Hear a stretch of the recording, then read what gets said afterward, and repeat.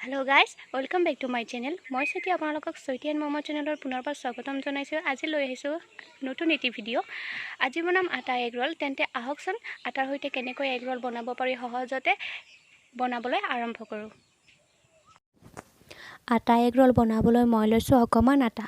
যিহেতু মই এখন আটা এগ ৰোলে বনাম সেইটোলৈ এখনৰ জোখত মই আটা গুড়িখিনি লৈছোঁ আৰু অকণমান নিমখ দি পেলাই ভালদৰে মিক্স কৰি লৈছোঁ আৰু এতিয়া অকণমান পানী দি পেলাই মই আটাখিনি ভালদৰে মুঠি ল'ম। আপোনালোকেও অকণমান পানী দি পেলাই ভালদৰে আটাখিনি মুঠি ল'ব। আৰু যিহেতু সকলোৱে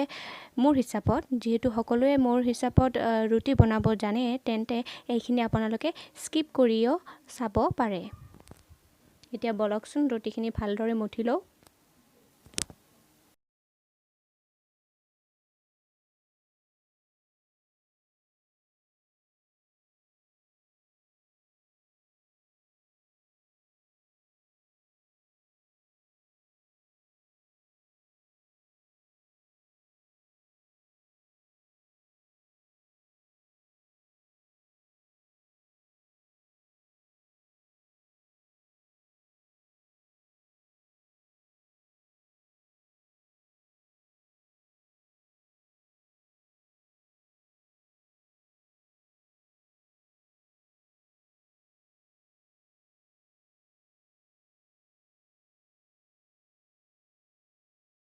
আমাৰ আটা মুঠা ভালদৰে হোৱা নাই, অকণমান হৈ গৈছে।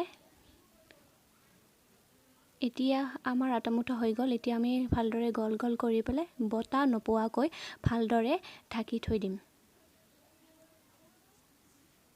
এয়া আমি ঢাকি থৈ দিলোঁ। এতিয়া আমি পিঁয়াজ আৰু তিয়ঁহখিনি ভালদৰে পিচকৈ কাটি ল'ম, মানে মিহিকৈ কাটি ল'ম এগ ৰোলত দিবৰ বাবে। যদি আপোনালোকৰ তিয়ঁহ নাই তেন্তে তিয়ঁহটো আপোনালোকে এভয়েড কৰিব পাৰে আৰু আপোনালোকে জলকীয়াও এড কৰিব পাৰে। যিহেতু মই জলকীয়া কম খাওঁ সেইটোলৈ জলকীয়া এড কৰা নাই। আৰু আপোনালোকে তিয়ঁহৰ গুটিখিনি আঁতৰাই পেলাই ভালদৰে মিহিকৈ কাটি ল'ব।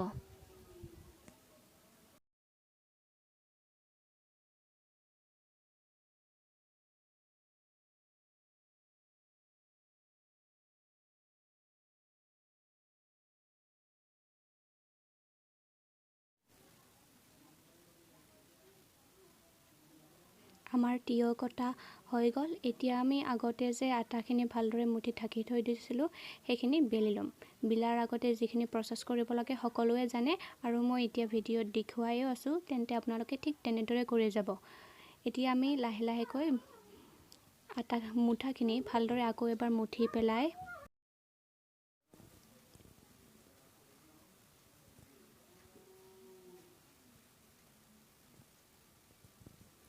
গল কৰি এতিয়া আমি শুকান আটা মুঠাত লগাই লৈ ল'ম, মানে গল কৰি লোৱা আটাত লগাই ল'ম আৰু পিছত লাহেকৈ বেলিবলৈ আৰম্ভ কৰিম।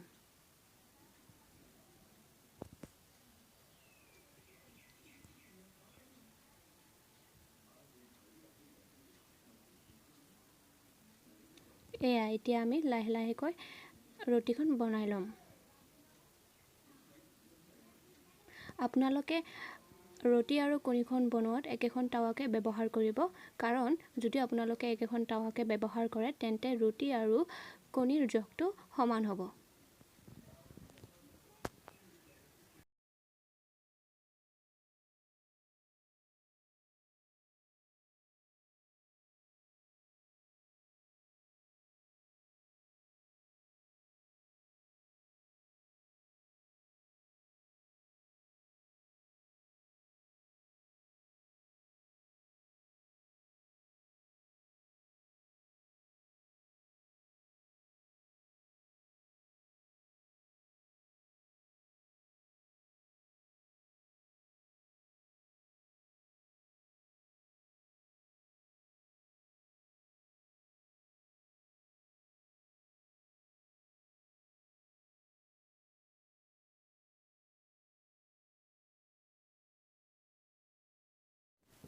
এয়া আমাৰ ৰুটি বনোৱা অলমষ্ট হৈ গ'ল।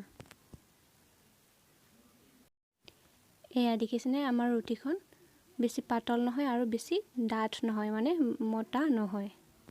এনেকৈ আপোনালোকেও বেলি ল'ব এতিয়া আমি টাৱা এখন গৰম হ'বলৈ থৈ দিম আমি টাৱাখন গৰম হ'বলৈ থৈ দিছিলোঁ আগতে মই ইয়াত কণী ভাজিছিলোঁ বাবে অকমান তেল আছে আপোনালোকে ৰুটিখন শুকানকৈ ভাজি ল'ব পাৰে আৰু নহলে এনেকৈ তেল দি পেলাইও ভাজি ল'ব পাৰে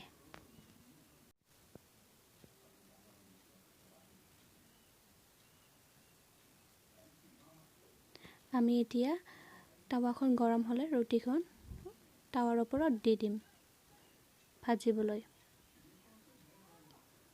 মানে ভাজিব বুলিও ক'ব পাৰি আৰু হেক দিয়া বুলিও ক'ব পাৰি এয়া আমি এতিয়া ৰুটিখন বনাবলৈ আৰম্ভ কৰিম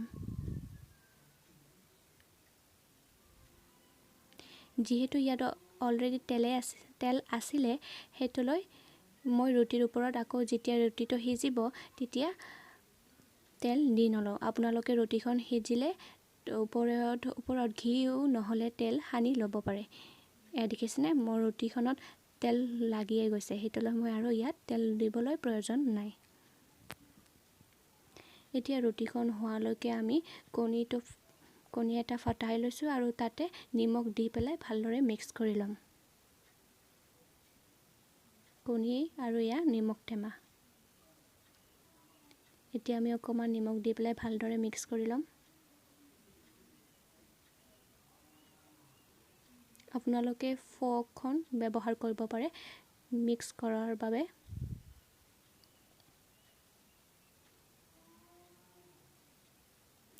আমাৰ ৰুটিখন অলমোষ্ট হৈ গ'ল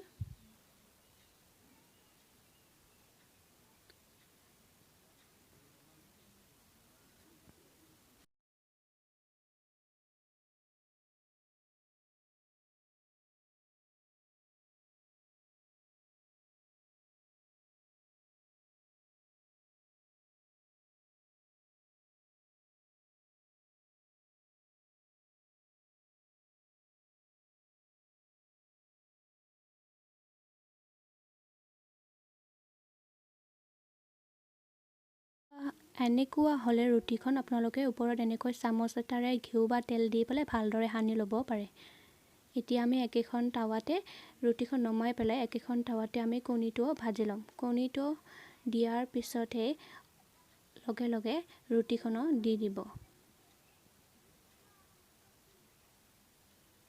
এতিয়া আমি লাহেকৈ কণীখন দি দিম মানে কণীটো অকমান ডাঙৰ কৰি লম কণীখিনি এতিয়া আমি ৰুটিখন দি দিম এতিয়া দুয়োফালে আমি ভালদৰে অকমান ভাজি লম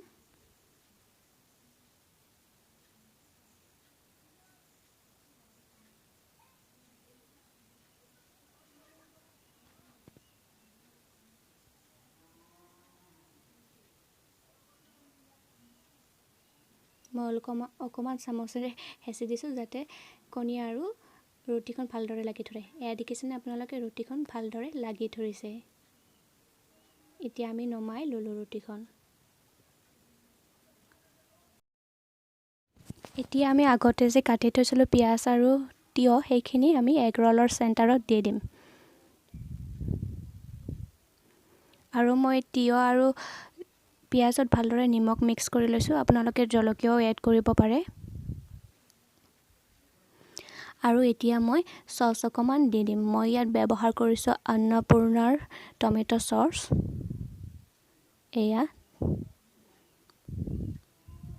যদিহে আপোনালোকে সস বেছিকৈ খাই ভাল পায় তেন্তে আপোনালোকে বেছিকৈও ব্যৱহাৰ কৰিব পাৰে মই অকমান দি ললো এতিয়া আমি আটা এগ ৰলটো ৰল কৰিম